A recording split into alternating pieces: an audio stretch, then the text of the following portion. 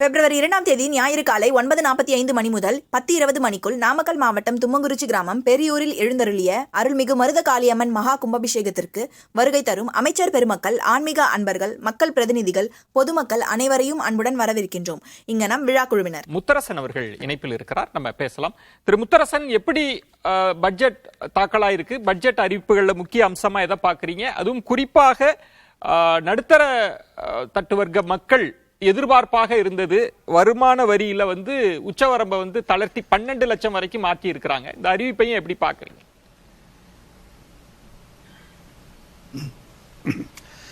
அதாவது இந்த ஒண்ணுதான் இந்த பட்ஜெட்ல மாத வருமானம் மாதம் 1 லட்சம் ரூபாய் சம்பாதிக்கக்கூடியவர்களுக்கு இதில் சலுகை இருக்கு. மற்றபடி இந்த பட்ஜெட்டை பொறுத்தப்பட்ட வேற எதை பற்றியும் இது கவலைப்படலை. எதை பற்றியும் கவலைப்படலை அப்படின்னா, எதை பற்றி கவலைப்படுது அப்படின்னா பீகாரை பற்றி கவலைப்படுது. ஏன்னா பீகாரில் சட்டமன்றத்துக்கான தேர்தல் வருது. போன தடவை 2 மாநிலத்திற்கு ஏராளமான சலுகைகள் வழங்கினாங்க. ஆந்திராவுக்கும் பீகாருக்கு வழங்கினாங்க. இந்த தடவை பீகாருக்கு மட்டும் சலுகைகளை வாரி வழங்கியிருக்கிறாங்க. மற்ற மாநிலங்கள், தமிழ்நாடு உள்ளிட்ட மாநிலங்களுடைய நிலைமை என்ன அப்படிங்கிறது இதில் இந்த அறிவிப்பில் எதுவும் வரல.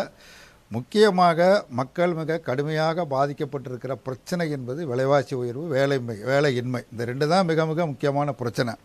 அந்த விலைவாசியை குறையணும் அப்படின்னா குறிப்பாக பெட்ரோல் டீசல் விலை குறைப்பதற்கான நடவடிக்கைகள் மேற்கொள்ளலாம். அதை பற்றி இந்த பட்ஜெட்டில் அதை பற்றியெல்லாம் ஒன்றும் கிடையாது. அதே மாதிரி விவசாயிகளோட பிரச்சனை முக்கியமான பிரச்சனை. போராட்டம் தொடர்ந்து நடைபெற்று கொண்டிருக்கிறது. விலை நிர்ணய சட்டம் வேண்டும் என்பதற்காக காலவரையற்ற உண்ணாவிரத போராட்டம் நடைபெற்று கிட்டத்தட்ட 50 நாட்களை கடந்த நிலையில் உச்சநீதிமன்றமே தலையிட்டு தீர்வு காணுங்கள் என்று சொல்லியும் எந்த பயனும் இல்லை. விவசாய தொழிலாளருடைய பிரச்சனைகள் எப்படி தீர்க்க போகிறாங்க? குறிப்பாக மகாத்மா காந்தி வேலை உறுதியளிப்பு திட்டத்திற்கான நிதி இதில் ஒதுக்கப்பட்டிருக்கா, ஒதுக்கலையா, அதை பற்றி எந்த விதமான அறிவிப்புகளும் இல்லை. அது மாதிரி தொழிலாளர்கள் தொடர்ந்து போராடி கொண்டிருக்கிறாங்க. அது மாதிரி காப்பீட்டு திட்டத்தில் கம்ப்ளீட்டாக 100% அந்நிய முதலீட்டிற்கு அனுமதி வழங்குவது 74 என்று இருந்ததை 100% அந்நிய முதலீட்டுக்கு அனுமதித்திருப்பது என்பது மிக மிக கடுமையான கண்டனத்திற்குரியது. இது ஒரு மிகப்பெரிய பாதிப்பை ஏற்படுத்தக்கூடிய செயலாகும்.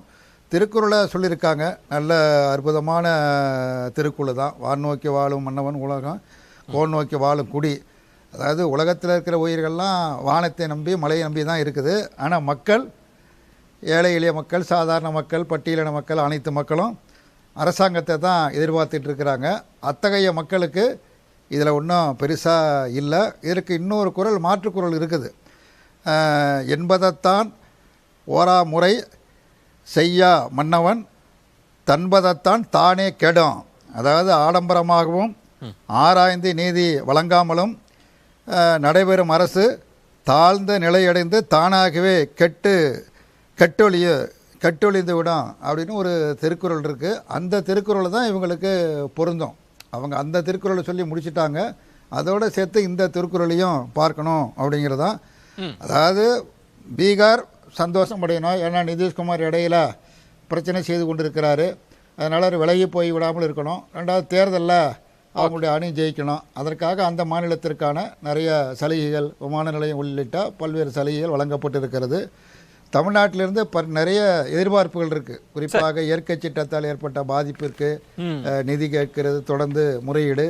அது மாதிரி தமிழ்நாட்டிற்கு வர வேண்டிய, குறிப்பாக மகாத்மா காந்தி வேலை உறுதியளிப்பு திட்டத்திற்கு வர வேண்டிய நிதி 2000 கோடிக்கு மேலே வர வேண்டிய நிதி வரல அப்படிங்கிற பிரச்சனை. கல்விக்கு ஒதுக்கப்பட வேண்டிய நிதி ஒதுக்கப்படலைங்கிற பிரச்சனை.